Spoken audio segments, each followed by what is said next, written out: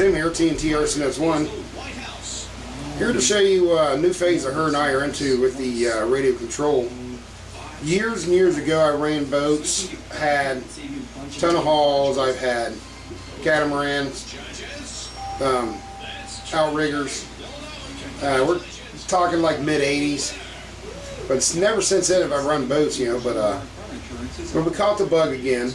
I did. She's never run boats since she's been with me. But right here I have something I'm calling a Windstryker 40. It's a boat that I completely designed, come up with. Her and I sat down and put the thought into it and how we want to make it and everything else. But I want to go over with you the construction materials, how I built it, and what all is installed in it and what it's running on and stuff. So let's jump right into that. Now the main material I use for construction is this right here. This is, I don't know what they call it in any other country, but in the United States it's called Formica. It's a spray glue on type countertop material that you find in most of your houses. And it's a very durable, flexible, very hard surface. It's got a really good wood inside to it, so it'll stick down with glue. But also, wood will stick really well to it also. I picked that up at Menards. It was a 30-inch by 4 foot for, I think, was $8 and some change, somewhere around there. But that's the material we use for the complete top deck. We use that underneath the bottom deck, and I'll show you that here in a little bit. But basically what I did is I just come up with an idea on how I wanted the boat shaped.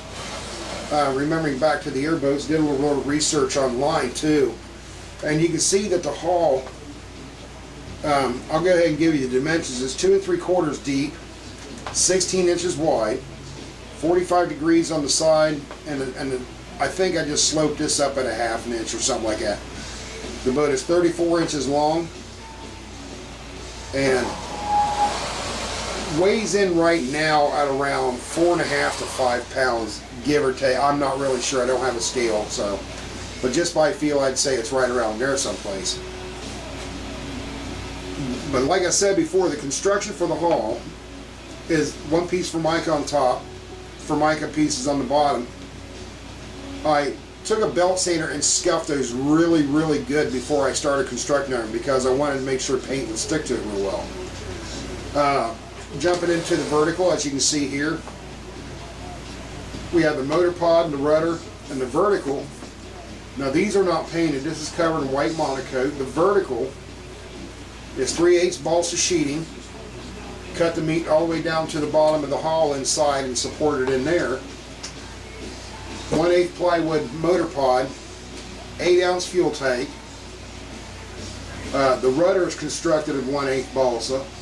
Or not 1/8, 3/8 balsa, monocoat covered.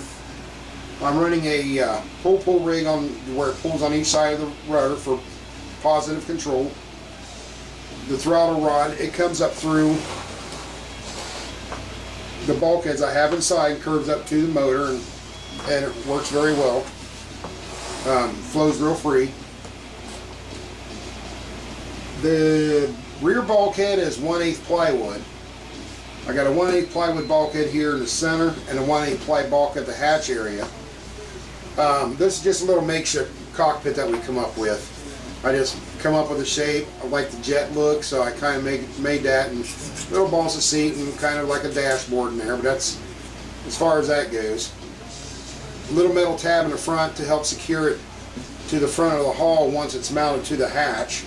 So it'll have a small screw here, and then when you remove the hatch for the radio compartment, the canopy will come off with it. So this will all be one piece, just like this. So this will come off in one section just like that.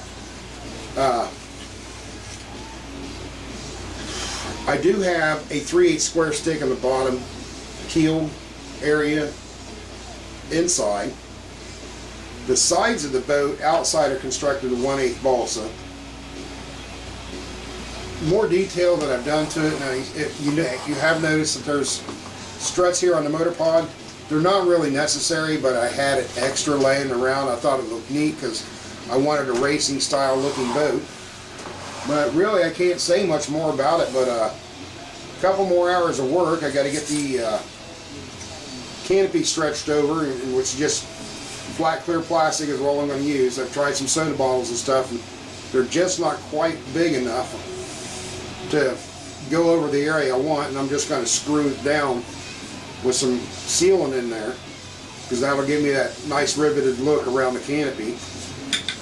But don't know exactly, I can't remember exactly how big the radio compartment is, but it's running in a high-tech HS55 for the throttle and an eSky 0508 for the rudder, which is plenty of power. They do have around 30-ish ounces of torque, so that's more than enough it needs for the rudder.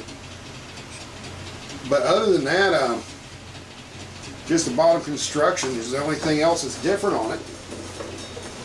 Let me get this thing held upside down here so you can see.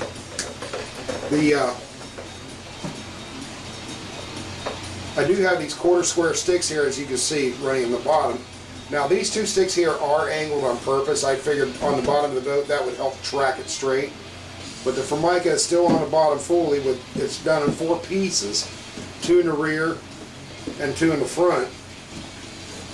But that's really it. Like I said, we're about an hour and a half, 2 hours, maybe 3, depending how picky I get,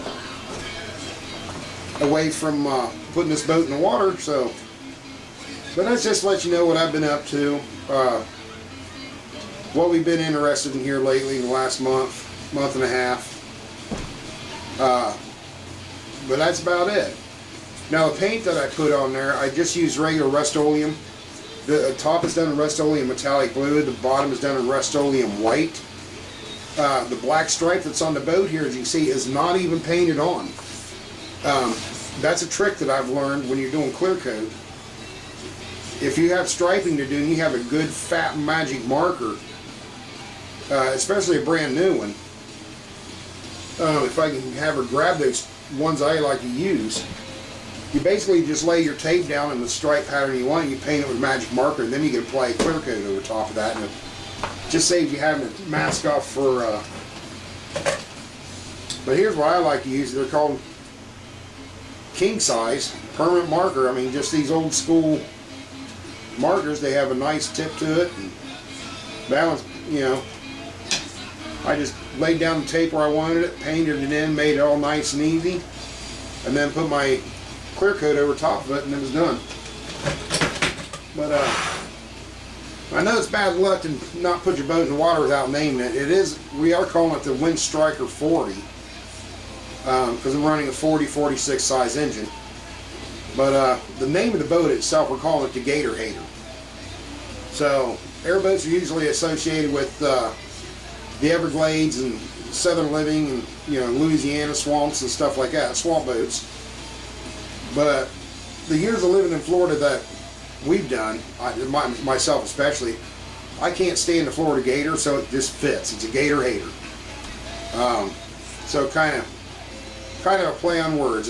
You know, you can take it as it just hates gators, or you can go Florida Gator Hater like me. But that's basically it. Like I said, a couple more hours worth of work, and we'll have the video ready for you for the first run out in the water, and we'll see how she does. So this is Tim, TNT RCS1. We'll catch you on the next video, guys.